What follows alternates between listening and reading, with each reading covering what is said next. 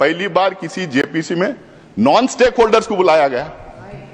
Non stake holders जिसको वक्फ से कुछ लेना देना नहीं है, ना वो दान दे सकता है, ना उसका मेंबर बन सकता है, और कुछ ऐसे थे एक्सट्रीमली कम्युनल स्टेटमेंट्स आके वहां पे दे रहे थे।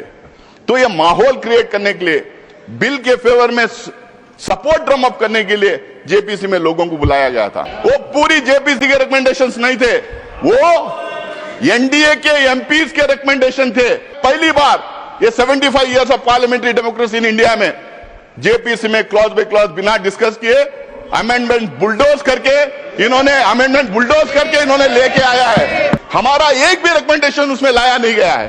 तो अगर वही आपको करना था, जो स्टेक होल्डर जो आए थे, जो वहां पे डिपोज किए थे इसके खिलाफ में, उनका सुझाव नहीं लेना था, अपोजिशन के एमपी का सुझाव नहीं लेना था, जेपीसी घटित ही नहीं करना था। जब इनको पता चल गया कि बिल के फेवर में कोई आ नहीं रहा है, पूरा बिल के खिलाफ लोग आके डिपोज कर रहे हैं, आप इनको पूछिए कि 1 लाख जो है आंकड़ा दे रहे हैं, कितने लोग उसमें बिल के फेवर में, कितने बिल के खिलाफ है। आज वो सदन के पटल पर रख दें तो देश को पता चल जाएगा कितने लोग उस बिल का अपोज किया था।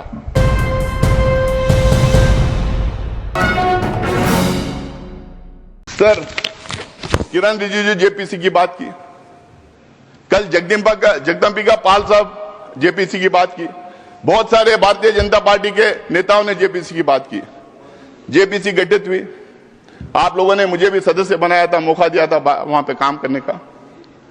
पहले जब शुरू हुआ, स्टेक होल्डर्स आने लगे, एक्सपर्ट्स आने लगे, एकेडमिशियंस आने लगे, तो उसमें 97-98% लोग आके बिल के खिलाफ बात रखे। उन्होंने तर्क दिया, उन्होंने रीजंस दिया।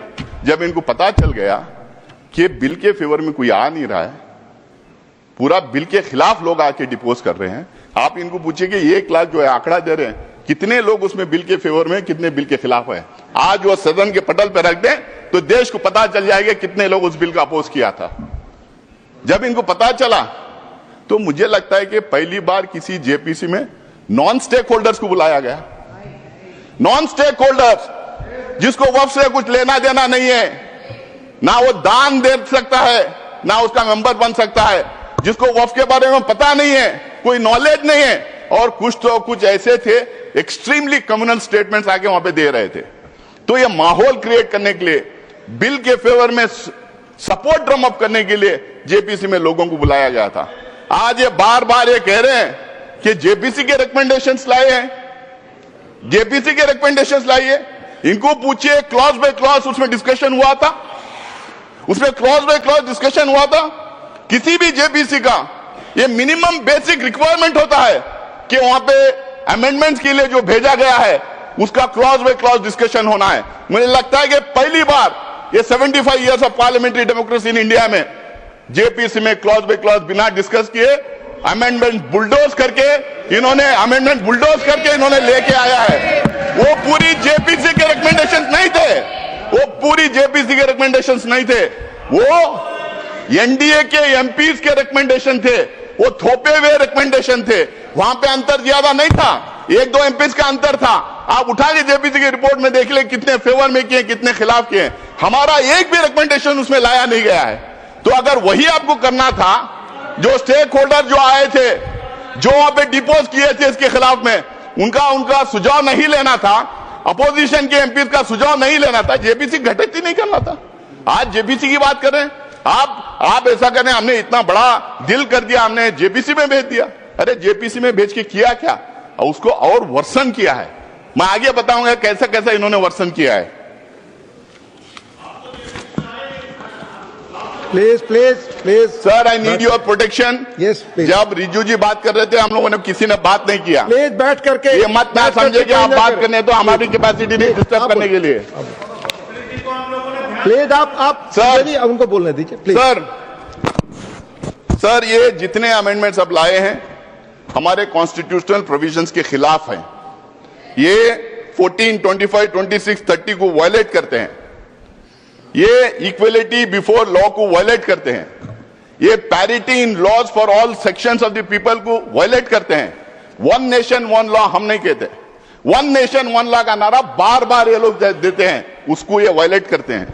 ये यूसीसी बार बार बोलते हैं, उसको ये वायलेट करते हैं।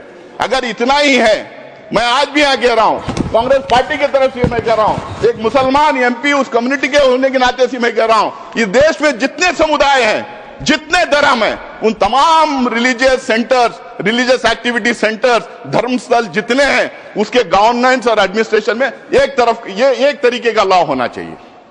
सबको एक तरीके का लॉ रहने, हिंदूज को, मुसलमान को, सिख्स को, क्रिश्चियन को, पारसीज को, जोरस्ट्रियंस को, सबको एक तरीके का लॉ बनाइए। आप क्यों घबरा रहे हैं उससे? बनाइए लॉ उसके लिए, पर्सनल लॉ छोड़ के बाकी के सब गवर्नेंस एंड एडमिनिस्ट्रेशन में एक तरीका लॉ होना चाहिए। आप मैं आगे बताऊंगा और पार्लियामेंट के पटल पे मैं देखूंगा किस तरह से अलग अलग समुदाय में ये भेदभाव कर रहे हैं, किस तरह से ये टारगेटेड लेजिस्लेशन है, किस तरह से ये अनफेयर लेजिस्लेशन है, किस तरह से ये मुसलमानों के खिलाफ का लेजिस्लेशन है। आप बार बार कह रहे थे मुसलमानों के खिलाफ नहीं है। मैं दावे के साथ मैं कहना चाहता हूं, मैं आपके सामने प्रूफ दूंगा, यहां पे रखूंगा, ये बिल्कुल टारगेटेड लेजिस्लेशन है। आप इस देश में आप ये मैसेज देना चाहते हैं कि यहां पे एक कम्युनिटी को बिल्कुल सेकेंड क्लास ग्रेड का सिटीजन हम बना के रखेंगे। आप जिस तरह के लॉस लेके आ रहे हैं, वो धर्म के आधार पे आप लॉस लेके आ रहे हैं। ये पहला नहीं है। कल कोई सीए एनआरसी की बात कर रहा था, यहां अमित शाह जी बैठे हैं, जब उस हाउस में हम लोगों ने सवाल किया था तो इन्होंने बोला था क्रोनोलॉजी से समझिए, ये सिर्फ सीएए नहीं है, इसके साथ एनआरसी और एनपीआर जुड़ेगा। जब इनसे सवाल पूछा गया था तो बोले नहीं, इससे लिंक्ड है।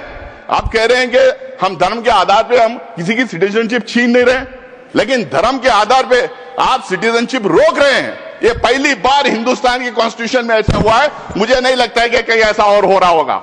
उसके बाद में 1991 का सेटल्ड क्वेश्चन है sir, 1991 places of worship act का सेटल्ड क्वेश्चन है। उसमें इनके लोग हाई कोर्ट में चले जाते हैं, सुप्रीम कोर्ट में चले जाते हैं, उसके खिलाफ इनके पार्टी के ऑफिस बेयरर्स पिटीशन फाइल करते हैं 1991 प्लेसेस ऑफ वर्शिप एक्ट के खिलाफ में, और मंदिरों के नीचे मस्जिदें ढूंढने का काम करते हैं। आज अगर हमारे देश में हम खोदना शुरू कर देंगे, इतिहास में पीछे चले जाएं, तो किसके नीचे क्या क्या मिलेगा किसको पता है। हम इतिहास को खोदना नहीं चाहिए। बाकी के सारे देश आगे बढ़ने का काम कर रहे हैं, तो हमें इतिहास में जाके खोदने का काम शुरू किए। यहां पे भी उसका प्रोविजन कर दिए। अभी किरण रिजिजू जी ने बताया कि वक्फ का मायना क्या है। सर, वक्फ का माना दान है। It as simple as that. वक्फ का माना दान है। दान कोई भी किसी को भी कर सकता है। ये बार बार कह रहे थे कि 2013 में एनीबडी कैन डोनेट करके लेके आए। इनको शायद ये पता नहीं, हुजूर मोहम्मद, प्रॉफिट मोहम्मद के जमाने में गैर मुसलमानों भी दान करते थे। बहुत इंपॉर्टेंट सेंटर से जहां पे गैर मुसलमानों ने दान किया है। दान के लिए कोई रोक नहीं है। और ये दान का कॉन्सेप्ट सिर्फ हमारे धर्म में नहीं है, हम उसको वक्फ के नाम से कहते हैं, लेकिन दान का कॉन्सेप्ट हर मजहब में है। हिंदूज में है, सिख्स में है, क्रिश्चियंस में है, दुनिया के हर मजहब में दान का कॉन्सेप्ट है। हमारे दान के कॉन्सेप्ट से बनाए हुए इदारों को गवर्न करने के लिए, एडमिनिस्ट्रेट करने के लिए, रेगुलेट करने के लिए वक्फ बोर्ड बना है। ये बात फैलाई जा रही है, क्यों सिर्फ मुसलमानों को वक्फ बोर्ड चाहिए, क्यों हमारा बोर्ड नहीं चाहिए, क्यों सनातन बोर्ड नहीं चाहिए। इतना सोशल मीडिया में इसको फैलाया गया, मुसलमानों को अपील करने के लिए वक्फ बोर्ड बनाए गए। शायद इनको पता नहीं, शायद ये बोलना भी नहीं चाहते। इस देश में एंडोमेंट बोर्ड्स हैं, इस देश में मुजरा डिपार्टमेंट्स हैं, इस देश में हिंदू रिलीजियस प्लेसेस एक्ट्स हैं, इस देश में एसजीपीसी है, इस देश में बहुत सारे स्टेट्स में क्रिश्चियंस के लिए काउंसिल्स और कॉर्पोरेशंस हैं। हर मजहब के लिए है। हर मजहब के रिलीजियस इंस्टीट्यूशंस को गवर्न करने के लिए अलग अलग एक्ट्स बनाए गए हैं। टेंपल ट्रस्ट से, स्टेट से अलग अलग एक्ट्स बनाए गए हैं। आप ये क्यों भ्रम फैला रहे हैं? और ये सिर्फ कांग्रेस का अचानक बनाया हुआ मामला नहीं वक्फ का। आपने अभी कहा कि अंग्रेजों के जमाने में वक्फ को रेगुलेट करने के लिए कई एक्ट्स आए थे, उसको आगे बढ़ाते गए, उसमें अमेंडमेंट लाते गए, उसमें सुधार लाने के लिए कई अमेंडमेंट्स लेके आए। कांग्रेस ने उसको सुधार करने के लिए कई काम किया है। और 1995 में तो 2013 के एक्ट्स के बारे में ये बार बार जो बोल रहे हैं, वो बिल्कुल वक्फ बोर्ड को स्ट्रेंथन करने के लिए, वक्त प्रॉपर्टीज को बचाने के लिए, एंक्रोचर्स को हटाने के लिए, उसमें ट्रांसपेरेंसी लाने के लिए हम लोगों ने वो अमेंडमेंट्स लेके लाए थे और इनका पूरा सहयोग और सपोर्ट उसमें था।